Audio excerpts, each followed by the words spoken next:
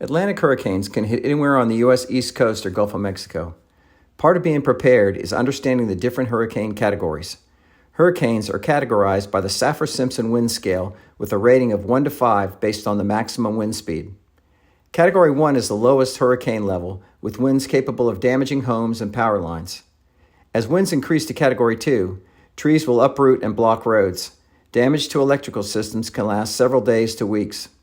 At Category 3 and above, storms are considered major hurricanes. Severe damage to homes and trees is expected. Power and water systems will likely be out for several days to weeks. Category 4 storms can destroy roofs and exterior walls. Outages and debris can leave residential areas uninhabitable for weeks. Category 5 hurricanes destroy a high percentage of homes, create extensive power outages, and isolate areas for weeks to months.